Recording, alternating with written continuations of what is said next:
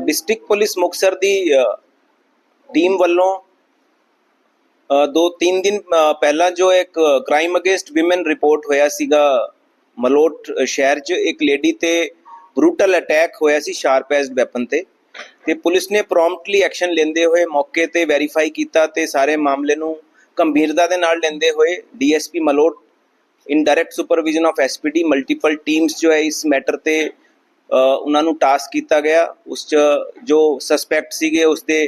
Follow up करना उसनू सस्पैक्ट ਨੂੰ पहला आइडेंटिफाई किया गया और जो विक्टिम सीगी लेडी का नाम है अमीशा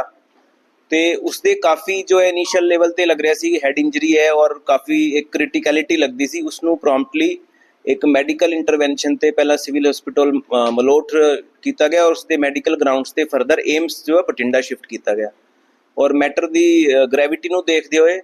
मल्टीपल टीम्स ने इसने शुरू ते ही काम सीरियसली करके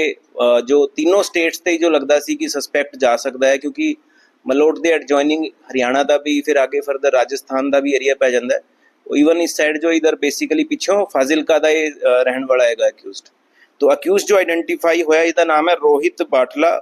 उर्फ बुच्ची तो इसते मल्टीपल एफआईआरस भी रजिस्टर होनी है पहला पाई गई हैगी जो अटैम्प्ट टू मर्डर दी हैगी कोई एक्साइज दी हैगी है कोई दूसरी भी हैगी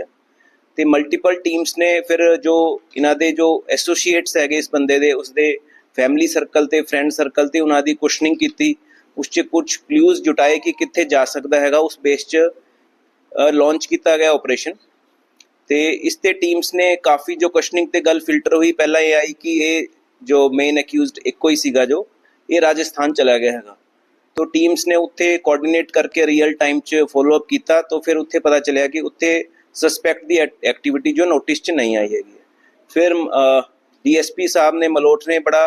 क्रैडिबल पिन पॉइंटेड ते स्पैसीफिकली इन्फॉर्मेशन जनरेट की उस च सोर्स इन्फॉर्मेशन भी सीगी और कुछ एसोसीएट्स ते जो पुराने दे एसोसीएट है उसते फिल्टरिंग करके गल सामने आई कि इसकी लोकेशन एरिया च इत्थे हो सकती है तो उस बेस ते फिर मल्टीपल टीम्स ने उसनू एप्रीहेंड करन नू अगे फर्दर कार्रवाई की तो एक स्पॉट ते जब इसनू स्पॉट किया गया तो फिर ने भजन की कोशिश की तो एक फ्लाईओवर ते इसने छलांग लगाने की जब कोशिश की तो फिर इसनू नीचे डालिया गया तो इनू फड़ लिया गया तो इस पुलिस ने बड़ा प्रॉम्प्टली विदिन 72 आवर्स एक्शन लिता है गिवन कि जो मेन एक्यूज्ड है वो हरियाणा राजस्थान और इवन पंजाब ते किसी थां भी जा सकता सी क्योंकि उसकी वेयर अबाउट बारे स्पैसीफिक गल नहीं आई थी क्योंकि वो टैक्नीकल साइलेंस ते सीगा मोबाइल इसने ऑफ कर लिया सी तुरंत इंसीडेंट के बाद तो I would like to appreciate my team की इन्होंने हर फ्रंट पे इस प्रोएक्टिवली काम किया and Muktsar police is having zero tolerance policy for crime against women specially कोई इस तरह का सेंसेशनल वायलेंट क्राइम किसी लेडी ते अटैक करना शाम नूं ये बिल्कुल भी एक्सैप्टेबल नहीं हैगा ते we are committed for exemplary action and deterrent action against the accused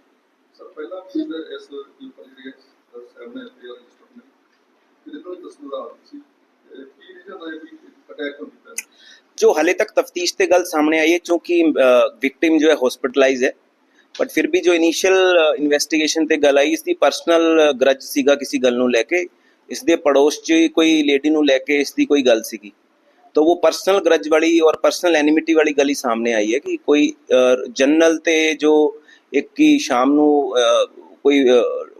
लोकी जो निकलते उस तरह की गल नहीं है पर्सनल ग्रज वाली गल सामने आई है हाले बाकी फिर भी लेडी ते जब प्रॉपरली पुछगिछ ते कोई गल सामने आएगी उसनों भी कोरोबरेट करके आगे कार्रवाई ਅਸੀਂ फैक्टरिंग कर एक रोहित बटला ने सोशल मीडिया ਤੇ ਵੀ ਫੇਸਬੁੱਕ ਤੇ ਪਾਇਆ ਸੀ ਇਹਨੇ ਜਿਹੜਾ ਇਸ ਘਟਨਾ ਨੂੰ ਲੈ ਕੇ ਕਿ ਇਹ ਉਸ ਤੋਂ ਬਾਅਦ ਹੀ ਪਾਇਆ ਸੀ ਜਾਂ ਕਿ ਫੋਨ ਬੰਦ ਕਰਕੇ ਜਾਂ ਕੋਈ ਹੋਰ ਚਲਾ ਰਿਹਾ ਹੈ ਕਿਸੇ तरह नहीं देखो वो जो सोशल मीडिया इंटरफेस है ना वो मैटर ऑफ इन्वेस्टिगेशन है कोई भी यही चीज़ हैगी है वो देखो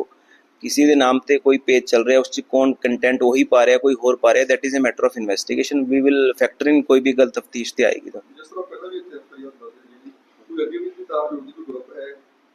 नहीं ये वाला जो मैटर है ना ये तो देखो स्टैंड अलोन पर्सनल ग्रज वाला ही हैगा इस कोई सिस्टमाइज कोई गैंगस्टर वाला एंगल इस केस ते हाले तक सरफेस नहीं होया but still it's a matter of investigation कोई भी यहो जी गल कोई लिंक आंदी हैगी किसी मैटर ते तो we will proceed as per law और जो भी तफ्तीश ते गल आएगी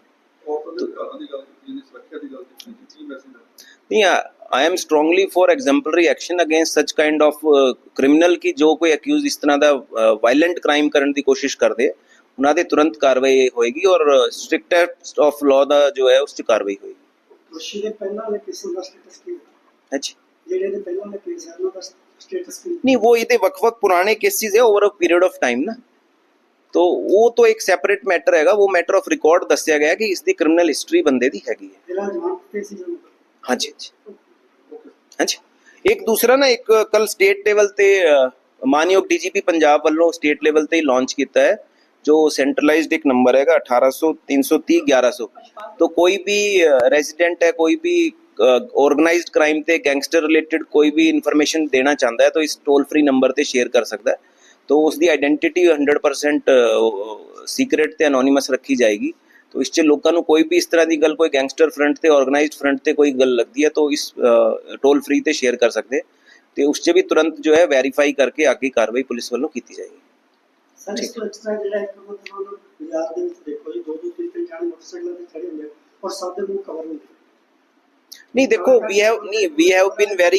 have been very proactive in so far as कि जो इवनिंग च नाइट पेट्रोल शाम ਨੂੰ पेट्रोलिंग टीम्स भी होंदी है, इवन नाइट टाइम ਤੇ खासकर जो 8 ਤੋਂ 10 वाला टाइम ਹੁੰਦਾ है तो वो पेट्रोलिंग कंपोनेंट भी है, डोमिनेशन कंपोनेंट भी है, ऑफिसर्स भी SHOs भी फील्ड 'ਚ ਹੁੰਦੇ ਹੈ।